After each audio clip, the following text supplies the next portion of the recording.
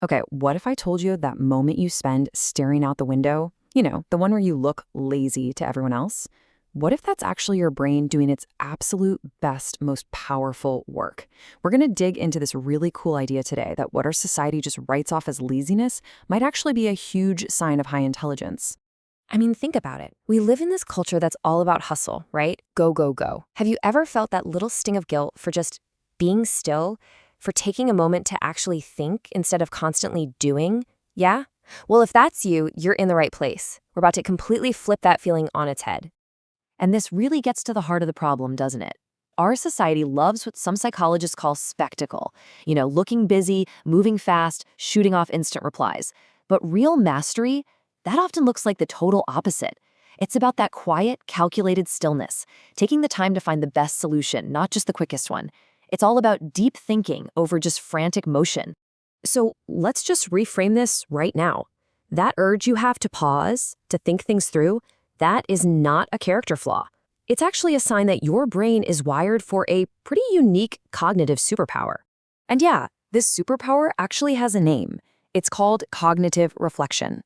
Basically, it's that crucial ability to hit the brakes on your gut reaction, to stop, question your own instincts, and actually think deeper instead of just reacting.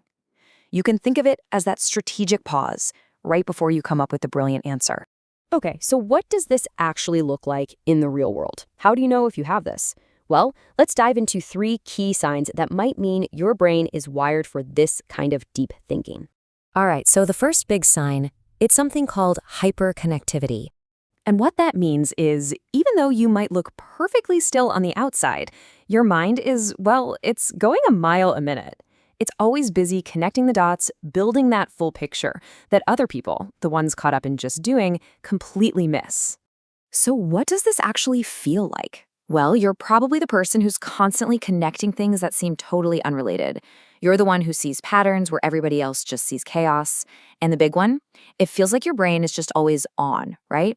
Always processing, always analyzing, even when you're just sitting there quietly. That stillness? That's not laziness. It's a sign of some seriously intense mental activity. Okay, and if your brain is always on like that, well, that leads us right into the second sign. And that is, you probably really crave your alone time. But listen, this isn't about being antisocial. Not at all. For a deep thinker, solitude is actually a critical strategy. It's mental maintenance. It's how you recharge your batteries. So here's the key thing to get. When you look for quiet time, you're not being lazy. You are actively avoiding overstimulation because you know that leads to fragmented, shallow thinking. Solitude is like this protective shield for your mind, It's what keeps it sharp, focused, and ready to do that deep work. And all of this brings us to sign number 3. And this is the one that really tends to confuse people who think being busy is the same as being productive. It's this. You value efficiency way more than just motion. Your guiding question is always something like, wait, why would I spend 10 hours grinding on this task when I could just think about it for 2 hours and get it done in 1?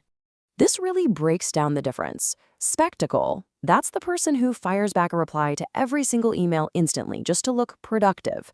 But mastery, that's the person who steps away for an hour to come up with a system that cuts their email in half. See the difference? The goal isn't looking busy. The goal is achieving the best possible result with the least amount of wasted effort.